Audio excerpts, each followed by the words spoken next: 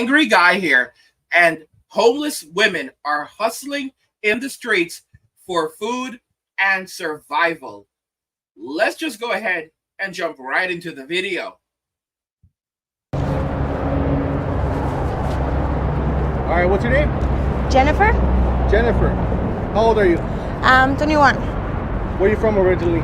Nogales. How long have you been out here in Phoenix? For about a month. A month. What's your current situation? Are you homeless or what's going on with you? No, I'm staying with a friend right now. Okay. Do you have any family out here in Phoenix? I do not. You don't? Where's all your family? They're back in Nogales or what? Yes. What do you do to survive out here on the streets? Maybe. So hustling. Yeah, you can say that. So is it dangerous doing that type of work out here? Yeah. What kind of dangers do you go through? From getting arrested, you are risking that, and something happening, like from all these people, too. So you get to meet a lot of different people out here? Not different people, many of the same ones. The one that. Okay. Have you ever been to anything personally, anything like dangerous? No. You've never been to nothing dangerous out here on the streets? No. Luckily not. So it's... I guess I'm lucky because I always hear about a lot of shit going on, and I guess I'm always have some big angels surrounding me. At what age did you come out here? My first time out here was when I was 18, when I first got out of Adobe Man school. It was a correctional. I got with my boyfriend, we got our own place out here for the first time, so I was living out here for like about a year. And then I went back home because it got too expensive out here, so we went out there, and I just came back about a month ago. We just visiting a friend and just kicking it. Oh, so you said you went to Adobe?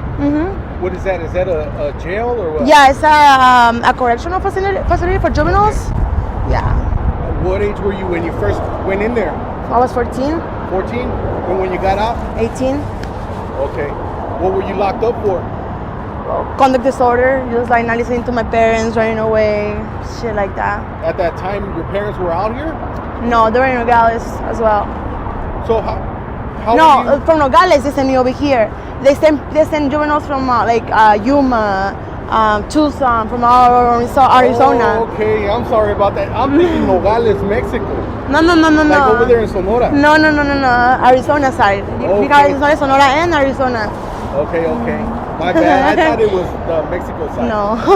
So you were staying with your parents, and you were just doing your own thing. You weren't listening to them. Well, I was young. I was 14, but yeah, I mean, I think it was really my parents started to protect me too much, and me not understanding the reasons, the dangers out there, and yeah, just being disobedient, I guess. You just felt too sheltered at home. They didn't let you do anything, or what? Yeah, pretty much. I know how it is, man. I grew up with the Mexican parents, traditional Mexican parents. Yeah, and then they're really Catholic, so man, yeah, I had it rough. They don't let you go anywhere, huh? Son went in, I went in, no phone, no, it was, yeah. So when you got to 14 years old, what did you say? You said, well, I would try to leave, yeah. I would try to leave and shit like that. That's when my parents would like not let me, and that's when it would create a problem and stuff like that. Yeah. How did you start like hanging out here in the streets? Was it because of the group that you were hanging out with, or was it your boyfriend? No, I think when I got into Adobe and I met people in there, that's when, because I think I shouldn't have been there, because people was when they were for like actually people they needed it to be there, and I mean I was only there for listening to my parents, so it was like they kind of threw me out there, so I mean I kind of like I don't know, I'm associated with other people. Yeah. They had bigger problems. Do you still talk to your parents? Yeah. What did they tell you? To go back home. Why don't you just go back home? I'm going probably in a few days, around these days. Hopefully, I was planning on going today, but we'll see. Maybe if not tomorrow, hopefully. Are you going to be spending Thanksgiving and Christmas and all that with them? I hope so. Yeah? That's good, man. Do you have any siblings? Brothers and sisters? Yes, I have an older sister and 3 brothers. And how are they doing? They're doing great. I think I'm the black sheep of the family. Are you? Yeah. How does it feel to be the black sheep of the family? Not good. No. No, I always feel what's it called? What's the word? It's my fault because my mom always like they never taught me that at home and none of that because my parents don't do like none of this or my family neither. I mean we we never like cares of anything. Like we always had everything we wanted. Like so it's like they always blame themselves, you know, and I blame me because they blame themselves because it's not even their fault, you know. But yeah. Do you have a big family? Yeah. Do you have any primos and primas like that are like black sheep of the family as well, or just? Maybe a few cousins that they were in Mexico, so yeah. Pero you're not looking for. I mean, guys, this is the results of very bad decisions.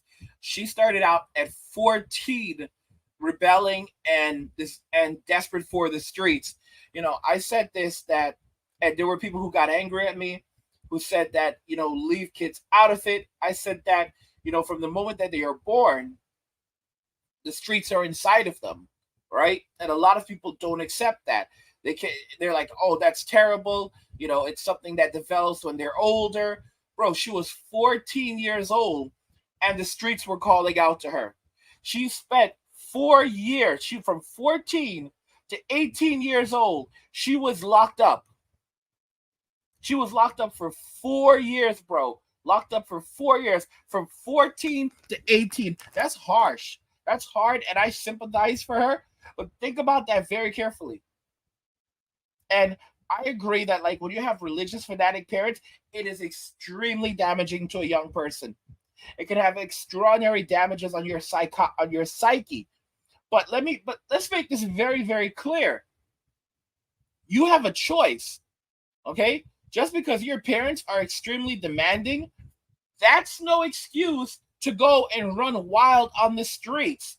Like, if you look at her skin, you can tell that she's on something or she's been on something. All right, and we can pretty much guess at what it is.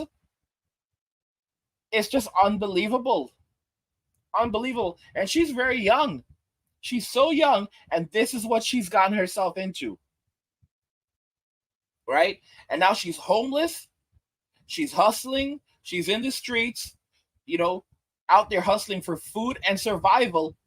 And guys, as men are walking away from society, like, you know, there was always some simp that would go and pick it up. It's not happening like that anymore. Dudes are done with that. Dudes are literally saying, yeah, not me. No, thank you. By the way, guys, turn on notifications because a lot of you don't have notifications on, so you're not getting notified when I put my new videos out. So please turn on notifications. And if you want to request a topic for a video, you can see the description below. I don't know, guys. It's just ridiculous looking at what's happening here. And so many young women, they are drawn to the streets. She made it very clear. She has family. She said she's going to go stay with her family. But a lot of it is that she doesn't want to have structure. So many of these women, for them, homelessness is completely a choice. Because they don't want to go to a shelter. They don't want to be like in a halfway house. They don't want to be in a place where they won't be able to go and get their fix. They won't be able to go into the streets whenever they feel like it. You know, go mess around with these toxic dudes when they feel like it, get mixed up in things that they really shouldn't be getting mixed up in, have someone that's actually working with them, a social worker that's making sure that they're not getting mixed up and living a certain life. It's like they don't understand this. They want to live however they want to live. That's why I say when it comes to homeless people, we shouldn't be out there feeding them, helping them at all, because they have to learn how to help themselves. I was homeless. Like, thank God, never again. I pray on that. But that's like 10 years ago, man. And I saw firsthand how these people live. When you have people that have been out there for 10 years, 20 years, 30 years, some cases like 40 years. How have you been, like, bro, how have you been homeless for 40 years, man? Times have been tough, man. Times have been tough. Bro, you lived through some things, man. Like, I mean, you lived through some of the best economic times in history. How have you, and you know, you don't even look so bad. You know, you're dressed pretty darn well. Like, what's going on with you? Brother, it's just how it is, man. Life, man. Life. Guys, I'm telling you. These dudes, you can't trust them. It's a conscious decision to be out on those streets. It's a conscious decision to be out on those streets and living that life. A lot of these homeless people are professional homeless. They're professional homeless people. All right. They do this for a living. That's their way of survival. It's a choice that they've made. They don't want to be responsible. A lot of them are collecting a check. They're collecting a check. Guys, they're collecting food stamps. They're getting SSI. Some of them are getting straight up Social Security. They're collecting so many benefits. All right. And they know all the spots, where to go eat, where to get what. They are never hungry. And it's not mental illness.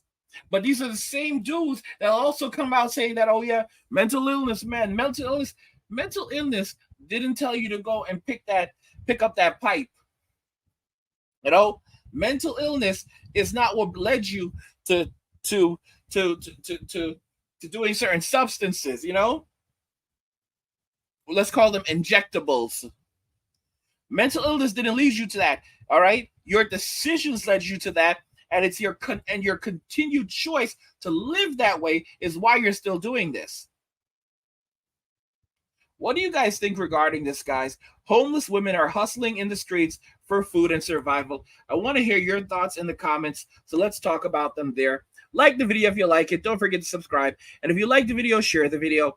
And just remember that all roads lead to MWA, men walking away, and cheers.